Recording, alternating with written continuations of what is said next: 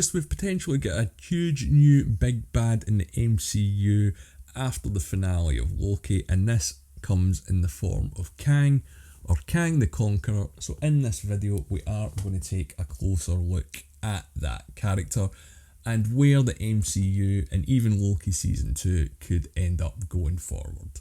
But before we start all that, my name's Al and this is the Geek in Review. If you aren't familiar with Kang in the Marvel Comics, I'm not going to focus too much on that today, because as with all Marvel characters, they are just loosely adapting the character's origin from the comics to the movies, or in this case the TV show. So if I was to cover even a little bit of the fraction of the history of Kang in the comics, there's no guarantee that any or all of it would pop up on MTV or the MCU at all. Kang did mention his origins, but he didn't go into them too much. In the comic books, Kang is possibly related to the Fantastic Four's Reed Richards, as he's called Nathaniel Richards himself, and he is from round about the 31st or the 32nd century. I think in the comics it's the 32nd, and for some reason in the TV show they seem to drop the 31st. It could have just been a typo on the keyboard though, who knows. But what's important to remember about the Kang in the comics and the guy that we've seen in the Loki finale is that they aren't the same person. The guy in the Loki TV show isn't Kang the Conqueror, he's just the surviving Kang from the multiverse war. So it means that he could potentially be Kang the Conqueror, or he could have been at the past in one point, or this guy never had that ambition, or it just never worked out in his universe or timeline, or whatever you want to call it. He does seem to be a little bit more enlightened, and as I mentioned in my last video, when he is describing himself to Sylvie and she says, "Who are you?" and he says, "People have described me as a ruler, a conqueror," and a few other things. He might not be talking about himself individually, he could be talking about the other versions of Kang or Nathaniel Richards that we've seen across the multiverse, or at the very least ones that he's seen and he's fought. So I don't believe that the guy that we're seeing in the final episode of Loki is going to be the big sort of Thanos style villain in the MCU going forward. It will be the same actor that plays Kang the Conqueror, but it is important that you remember and you realise that this could be a different version. It's not the same man. He didn't look anything like Kang does in the comics. The colours and things were there on the outfit, but Kang does have a very distinctive look that I'm going to put up on the screen just now, so take it all in. Whether we're going to get this showing up on screen at any point in the future is debatable.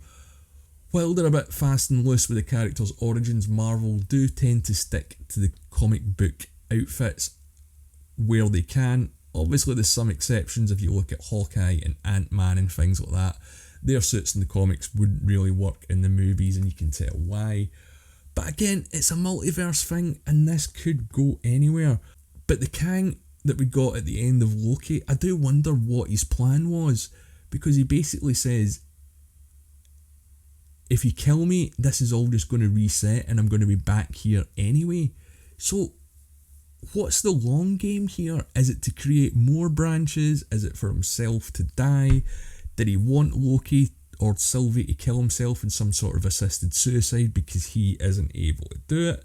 And one question that really stuck with me, especially the first time I watched this episode, is when he says that they're getting to the threshold and he doesn't know what's going to happen next.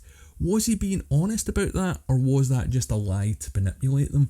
Because he seems to know absolutely everything up until the steps that Sylvie is going to take to kill him. And I don't literally mean the plan that she's had, I mean the physical steps and the distance between the two of them. He knows how far that is and he knows that he can dodge her. So where does all that information come from? It wasn't really broken down or explained that particularly well. But one thing's for sure, the introduction of this character means that we're getting some tasty stuff going forward. I'm very interested to find out how the end of Loki in any way is it even going to tie into the next Marvel release that we've got, which is Spider-Man at the end of the year. And are we going to get Kang in that? I don't think he's going to pop up in Spider-Man straight away. I think we'll probably get him in Doctor Strange. If not, it'll definitely be the Fantastic Four. but there's no release date or no scheduled date for that yet.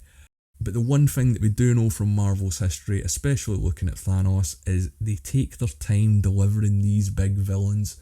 They're in no rush to just bring this guy out and have the next huge battle and fight with the Avengers. So I can't wait to see what they're going to do with Kang, what they're going to do with He Who Remains, and what they're... I expect that we could end up seeing multiple versions of this character going forward. And I'd like to think that we would, because Jonathan Majors, who played the character, really surprised me. I've never been a huge fan of Kang in the comics. In fact, I've not really read that much of him outside of a few stories, and that was years ago. But I never thought that an actor would play it this way. But again, it isn't the definitive version of Kang from the comics, and it probably isn't going to be the definitive version that we're going to see in the MCU. But there was a lot of fun in this, because Kang is a time traveller. In the comics, he goes all the way back to ancient Egypt. He gets involved with Apocalypse from the X-Men franchise. Not the film, don't worry about that, it's a lot better. But most of his stuff is sort of concentrated around the Fantastic Four. And as we haven't got them yet, it's kind of hard to say how this is going to pan out or pay off. And I say this in every video, but it's the multiverse, and it is going to be absolutely crazy. And I want to know what you guys think about this. So are you looking forward to Kang as the next big bad in the MCU? Do you think, or what versions of Kang do you think that we're going to see, and what did you think of this version? I think Jonathan Majors completely knocked it out the park and dominated this episode. And Loki was a bit of a season of hit and misses for me. I'm going to do a season breakdown on what I thought were some of the good and the bad points in about a week's time, once I went back and watched the entire season back to back. So you can look out for that. And if you do want to make sure that you're not missing any videos, please hit the subscribe button and turn the notifications on. It would mean so much as I'm trying to grow the channel.